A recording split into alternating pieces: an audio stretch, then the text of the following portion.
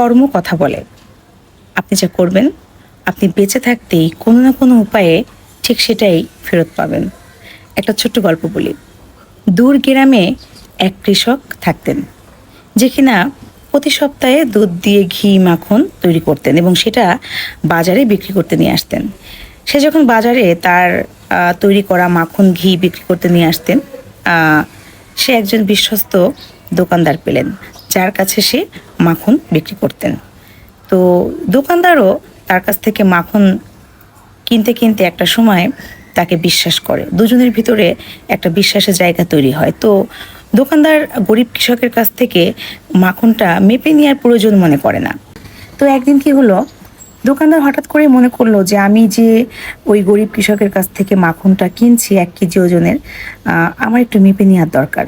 তো দোকানদারটি তার 1 কেজি ওজনের মাখনটি মাপে এবং দেখতে পায় 1 কেজির জায়গায় 100 গ্রাম কম, মানে 900 গ্রাম। তো তখন সে বিষয়টাকে খুব খারাপভাবে দেখে যে আমি ওকে বিশ্বাস করলাম, ও আমাকে ঠকালো। তো আবার পরের সপ্তাহে যখন ওই কৃষকটি মাখন নিয়ে আসে, তখন ওই কৃষককে দোকানদার বলে, আমি আর তোমার সাথে ব্যবসা করব না।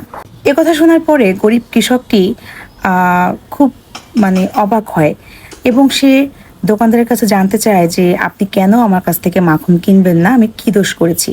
তখন সেই দোকানদার ওই কৃষকটিকে বলে যে আমি তোমার কাছ থেকে যে 1 কেজি ওজনের মাখনটা কিনি, তোমাকে আমি বিশ্বাস করেছিলাম, কিন্তু তুমি আমাকে 1 কেজির জায়গায় 900 গ্রাম মাখন দাও এবং 1 কেজির দাম নিয়ে যাও, 100 গ্রাম কম দাও। আমার সাথে কেন তুমি এমনটা করলে? তো গরিব কৃষকটি অনেকটা ভয়ে ভয়ে দোকানদারকে বললেন যে দাদা, আমি তো খুব গরিব, আমি আসলে মাখন মাপার জন্য যে পাথরের প্রয়োজন হয় ওটা আমি কিনতে পারি না। তো প্রতি সপ্তাহে আমি আপনার কাছে মাখন বিক্রি করে বাড়ি ফেরার পথে আপনার দোকান থেকে 1 কেজি চিনি কিনে নিয়ে যেতাম।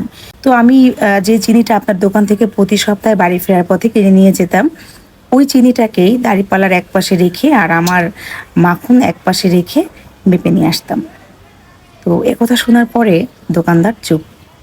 কি বুঝলেন? কর্ম কথা বলে।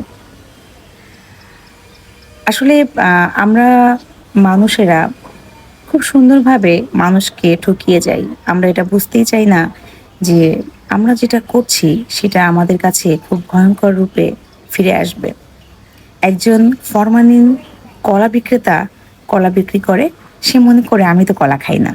সে কলা বিক্রি করে ওই টাকা দিয়ে অন্য দোকান থেকে কিছু কিনে নিয়ে যায় এবং যার কাছ থেকে কিনে সে মনে করে আমি তো বিক্রি করছি, আমি তো খাচ্ছি না। ঠিক এভাবেই আসলে মানুষ অন্যকে ঠকায়।